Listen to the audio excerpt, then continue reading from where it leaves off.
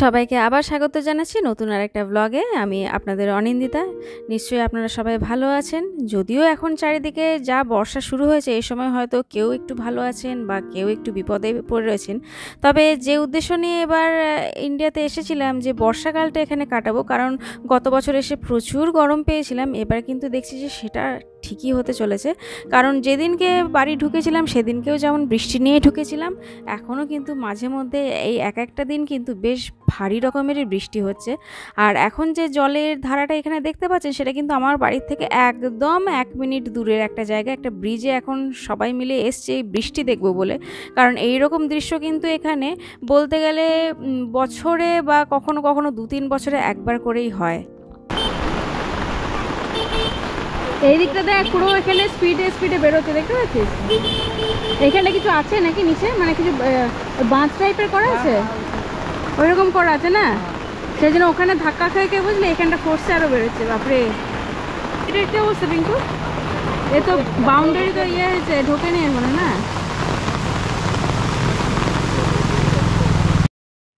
চেয়েছিলাম অবশ্যই বর্ষাকালটা এখানে কাটাতে, কিন্তু সেই বর্ষা যে এরকমভাবে দেখতে পারবো সেটা কিন্তু আশা করিনি। তো যাই হোক, এদিকে বাড়ি যাওয়ার সময়ও ক্রমশ এগিয়েই আসছে। এখন মাঝে মধ্যে একটু তাই ভয়ই লাগছে, জানি না এই বৃষ্টির কারণে আবার কোনো কারণে যদি এখানে আটকে যায়। আর তার সঙ্গে শেষ মুহূর্তের প্রচুর কেনাকাটার প্রচুর কাজ এখনও বাকি রয়ে গেছে, সেগুলো বৃষ্টির জন্য হয়তো একটু স্লো হয়ে গেছে। তবে দেখা যাক কতক্ষণ বৃষ্টিটা থাকে।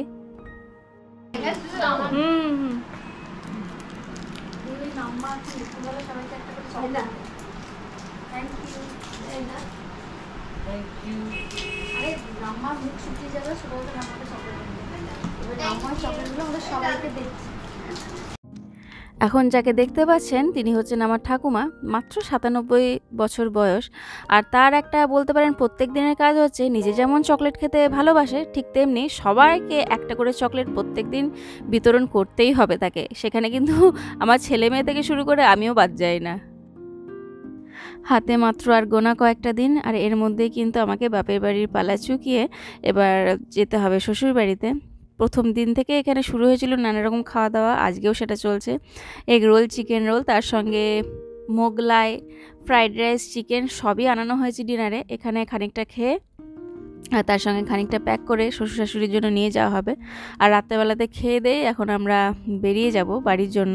মাত্র আর হাতে বললাম 2-3 দিন সময়, সেটা এখন শ্বশুরবাড়িতে কাটবে। তার সঙ্গে প্যাকিং প্রচুর পরিমাণে বাকি রয়েছে, সেইগুলো 2 দিন ধরে এখন সারতে হবে আমাদের। মারা দেখতে পাবে না মনে হয়। যাই হোক, ঠিক আছে, চলো। এই প্যাচে বৃষ্টির মধ্যেই কিন্তু কাদা পায়ে কিন্তু এখন চলছে আমাদের শপিং। আর আসানসোল বাজারে চলছে এখন আমাদের অভিযান, নানান জিনিস চলছে কেনাকাটা। আর ঠিক মনে হচ্ছে যেন যদি সম্ভব হতো তাহলে এই গোটা আসানসোল বাজারটাকে আমি উঠিয়ে নিয়ে চলে যেতাম আমাদের ওখানে। এত সুন্দর কালেকশন, এত রিজনেবল দামে, সত্যি ইন্ডিয়াতেই সম্ভব সেটা। আগের বারেও যেরকম পর্দা এখান থেকে নিয়ে গেছিলাম, এবারও চেষ্টা আছে আরও 1 সেট করে পর্দা এখান থেকে বানিয়ে নিয়ে যাব। তো সেটারই এখন ফাইনাল সিলেকশন চলছে। যখন ইন্ডিয়াতে সবাই আসে এখান থেকে গয়না, তার সঙ্গে আরও অনেক কিছু হয়তো শপিং করে, কিন্তু ইন্ডিয়াতে এলে আমি যেটা শপিং না করে পারি না, যেটা বলতে পারেন আমার দুর্বলতা, সেই শাড়ি কিনতে আবার চলে এসেছি। এমন নয় যে ইউএসএতে শাড়ি নেই, প্রচুর আছে। তার সঙ্গে আমার এখানেও আলমারি ভরা প্রচুর শাড়ি, কিন্তু তবুও প্রত্যেক বছর ওই পুজোতে নতুন শাড়ি পরার যে লোভ, সেটা কিন্তু আমি কাটিয়ে উঠতে পারিনি। তাই আবারও চলে এসেছি আমাদের আসানসোলের আদি মোহিনী মোহন কাঞ্জিলালের যে ব্রাঞ্চ রয়েছে সেখানে। আর এবারে কিন্তু শুধুমাত্র এখানে এসেছি আমার শাড়ি কিনতে নয়, তার সঙ্গে যেটা আমাদের প্ল্যানিং রয়েছে যে বাড়ির সবার জন্য পুজোর শাড়ি বা তার সঙ্গে পুজোর জামা কাপড় সবই কিন্তু আমরা এখান থেকে কিনে দিয়ে যাব এবার। অন্যান্যবার যেটা হয় সেটা হচ্ছে টাকা পাঠিয়ে দিই, সবাই নিজের নিজের পছন্দ মতন কেনে, কিন্তু এবার মনে হলো যে না, নিজের হাতে করে সবার জন্য জিনিসপত্র কিনবো। তো সেই জন্য এখন এখানে শাড়ি দেখা হচ্ছে, যাদের যাদের প্রত্যেকবার দেওয়া হয় আর কি বাড়িতে, তাদের জন্য আবার কেনা হচ্ছে। তার সঙ্গে দেখুন এই শাড়িটা কি সুন্দর, একদম নতুন কোণের মতন। তো এটা আমার এক বোনের জন্য কেনা হচ্ছে, রিসেন্ট ওর এখন বিয়ের কথাবার্তায় চলছে। আগামী মার্চ মাসে ওর বিয়ে হতে চলেছে 2025-এ। তো তার জন্য খুব সুন্দর দেখে এই শাড়িটা নেওয়া হলো। আরও প্রচুর শাড়ি কিনেছি, কোনোটা আমার, কোনোটা বললাম বাড়ির বড়দের জন্য বা আমার বৌদির জন্য। সেগুলো অবশ্যই ইউএসএতে গিয়ে একেবারে আপনাদেরকে আনপ্যাক করে ফাইনালি সেগুলো দেখাবো যে আমি কি কি শাড়ি এখান থেকে কি কিনে নিয়ে যাচ্ছি। আর শুধু জামা কাপড়ই নয়, তার সঙ্গে কিন্তু আবার জুতোর শপিংও একদম মন ভরে করে এলাম। শ্রী লেদার্স এমনই একটা দোকান যেখানে হয়তো আপনি যাবেন একটা জুতো কিনতে, কিন্তু কিনে আনবেন 5টা। দাম আর তার সঙ্গে স্টাইল দুটোই আমার এখানকার কিন্তু ভীষণ পছন্দ, তাই অন্যান্য দোকান না গেলেও এই শ্রী লেদার্সে কিন্তু একবার ভিজিট আমাকে করতেই হবে। গত বছরও কিন্তু বেশ অনেকগুলোই নিয়ে এসেছিলাম, এবারও কিন্তু তার কোনো ব্যতিক্রম হলো না। আমার নিজের জন্য তো আমি বেশ কিছু জুতো নিলাম, আর তার সঙ্গে রিনিরও আগের বছর ও শ্রী লেদার্স থেকে একটা নিয়ে গেছিলো জুতো, সেটা এতটাই কমফোর্টেবল লেগেছে আর এতটাই পছন্দ হয়েছে যে এবার ও স্পেশালি আমাকে বলে পাঠিয়েছে যে মা আমার জন্য আরও 2টো জুতো নিয়ে নিও। তাই এখান থেকে ওর জন্য কিন্তু বেশ সুন্দর দেখে আরও 2খানা এরকম টাইপের স্যান্ডেল আর কি নিয়েই নিলাম।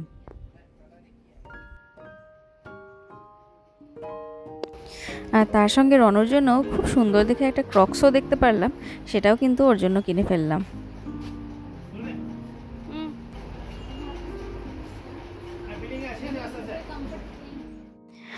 এর আগেও বলেছিলাম না, যখন ইউএসএ থেকে আসি প্রচুর লম্বা একটা কাজের লিস্ট নিয়ে আসি, তার মধ্যে কিন্তু এটাও ছিল যে নিজেরও একটু ঝামা ঘষা করে নেব। চুলটা গত বছরই এখানে এসে স্পা করিয়েছিলাম, সেই শেষ। তারপরে কিন্তু 1 বছর ধরে আর কিছুই করানো হয়নি। অ্যাকচুয়ালি ইউএসএতে আমি নিজের জন্য বলতে পারেন এই চুল বা স্কিনের পেছনে কিছুই আমি খরচা করি না, কারণ আমি ঠিক স্যাটিসফাইড হতে পারি না এখানকার পার্লারে গিয়ে। তাই যখন সুযোগ পেয়েছি আবার নতুন করে একটু নিজের হেয়ার কাটও করে নিলাম, তার সঙ্গে হেয়ার স্পা। আর খুব সুন্দর একটা কম্বো প্যাকও এখানে পেলাম, যাতে কিন্তু আমার এই ফেস ক্লিন আপটাও ওরা করেই দিল। এখানেও কিন্তু আমরা এসে সেই ডিসকাউন্টের চক্করেই পড়েছি। গোটা প্যাকেজটাতে পড়লো আমাদের 3000 টাকা। সেই 3000 টাকার মধ্যে কিন্তু আমার হেয়ার স্পা থেকে শুরু করে হেয়ার কাট, তার সঙ্গে ফেস ক্লিন আপ, তার সঙ্গে তুহিনের হেয়ার কাট, এমনকি তুহিনের কিন্তু একটা হেড মাসাজ, সমস্ত কিছু হয়ে গেল। আর তাতে 25% আমরা ডিসকাউন্টও পেয়ে গেলাম, জানেন।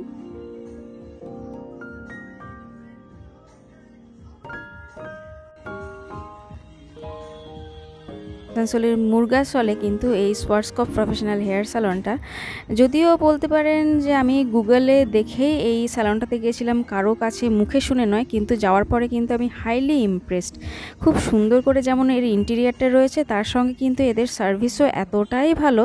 আর এরা কিন্তু খুব ভালো, যেটা পার্লারে সব পার্লারে করে থাকে, খুব ভালো আপনাকে কনভিন্স করতে পারে। তো আমিও দেখলাম যে খুব ভালোই তারা আমাকে কনভিন্স করে গোটা ট্রিটমেন্টটা করালো। কিন্তু শুধুমাত্র কনভিন্স করা না, আমি তো বলবো যে পুরোটাই পয়সা উসুল। আমার যা এখানে খরচা হলো, আমি হাইলি স্যাটিসফাইড আমার হেয়ার কাট নিয়ে, তার সঙ্গে হেয়ার ট্রিটমেন্টটা নিয়েও। যারা আসানসোলে থাকেন তারা কিন্তু একবার ট্রাই করতেই পারেন। আর স্পেশালি আমি কিন্তু ফিডব্যাক দেব এই দাদার, যিনি এই পুরো হেয়ার ট্রিটমেন্টটা করলেন। তার হাতের কাজ কিন্তু সত্যি কথাই একেবারে অতুলনীয়। সত্যি করে যদি এরকম একজন লোককে আমি যদি ইউএসএতে পেতাম, আর এরকম একটা পার্লারকে আমি ইউএসএতে পেতাম, অবশ্যই আমি তার কাছেই কন্টিনিউ করতাম আমার হেয়ার ট্রিটমেন্টটা। কিন্তু আমি সত্যিই খুব মিস করবো এই দাদাকে, কারণ তিনি এতটাই টাইম নিয়ে যত্নের সঙ্গে আমার হেয়ার ট্রিটমেন্টটা করলেন, তার সঙ্গে হেয়ার কাটটাও এতটাই ভালো করে করলেন। মানে আমি এক কথায় 100% যাকে বলে ইমপ্রেসড বলতে পারেন, সেটাই কিন্তু হলাম।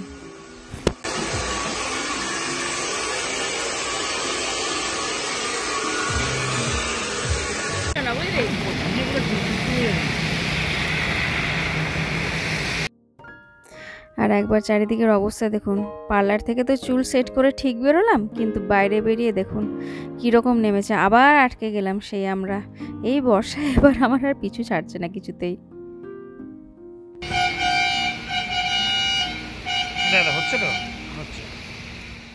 আর তার সঙ্গে রিনি চুলটাও এবার একবার পার্লারে কাটিয়েই নিলাম। একে গিয়ে গিয়ে আবার স্কুল খুলবে, তখন আর ওখানকার পার্লারে সেরকমভাবে যাওয়ার সময় হয়ে উঠবে না। সেই কারণে ভাবলাম যে না, এখানে যখন হচ্ছে ট্রিটমেন্ট ভালোই। একটা কথা কিন্তু ঠিক, জানেন তো, মানে আমি বারবার হয়তো তুলনা চলে আসছে, কিন্তু ইন্ডিয়ার যে কোনো জিনিসের মানে সার্ভিস থেকে শুরু করে যে কোনো জিনিসের কোয়ালিটি কিন্তু ইউএসএর থেকে ফার ফার বেটার। মানে আমি এতটাই স্যাটিসফাইড আমার নিজের হেয়ার কাটিং, তার সঙ্গে রিনির হেয়ার কাটিং দিয়ে। এইটা আমি কিছুতেই ইউএসএর লোকজনকে দিয়ে কিন্তু করাতে পারতাম না। হয়তো পারতাম, তারা হয়তো হাইলি প্রফেশনাল কেউ হলে, তবে নর্মাল পার্লারে গেলে কিন্তু এরকম একটা হেয়ার কাটিং কখনোই ওরা করতে পারে না। ঠিক আছে, মাঝখানেরটা করে দেখাও। সুন্দর লাগছে রিনি, দেখ, look at your hair, it's really nice. Deepika Padukone. আর ব্লগের শেষে আপনাদের সঙ্গে একজনের আজকে পরিচয় করিয়ে দিই, চলুন। না না, ওই দিদি এসছে আমাদের সাথে আজকে, মানে পাড়াতেই থাকেন, কিন্তু আমি সেটা জানতাম না যে দিদি এতদিন ধরে আমাদের ব্লগ দেখেন। তো আজকে নয়, এর আগেও একদিন এসে ঘুরে গেছেন, আমরা তখন ছিলাম না এখানে। আবার আজকে ঠিক মনে করে কিন্তু সোমবার আসার কথা ছিল, সোমবারেই এসছেন। ভালো হলো, ভালো লাগলো দিদির সাথে দেখা। দিদি কতদিন ধরে ব্লগটা দেখছেন আপনি? আমি অনেকদিন তার আগের যে ব্লগটা ছিল সাত সমুদ্র পারে, তখন থেকেই দেখছিলাম, কিন্তু এখানে যখন তোমরা ছিলে দেশে তখন আমার পরিচয়টা ঠিকঠাক হয়ে ওঠেনি। অনেকদিন থেকে দেখতাম স্কুলে যে তখন শান্তশিষ্ট একটা মেয়ে, কিন্তু কথা বলা হয়নি। তারপর ব্লগে দেখছি যে আরে একে তো আমি দেখেছি, চিনি। তারপরে এবারে আমার না, এবার ওর সাথে দেখা করতেই হবে। মানে আগের মানে আগের চ্যানেল থেকে দিদি কন্টিনিউ করছেন, আর নতুন চ্যানেলেও তারপরে দেখেছেন আমাদের। আর এরপরে এসে বাড়ির একদম পরিবেশটা দেখে, চারিপাশের পরিবেশ দেখে বুঝতে পেরেছেন যে এখানকারই আমি। যাই হোক, একদম 2 মিনিটেরও রাস্তা না। হ্যাঁ, 2 মিনিটের রাস্তা না।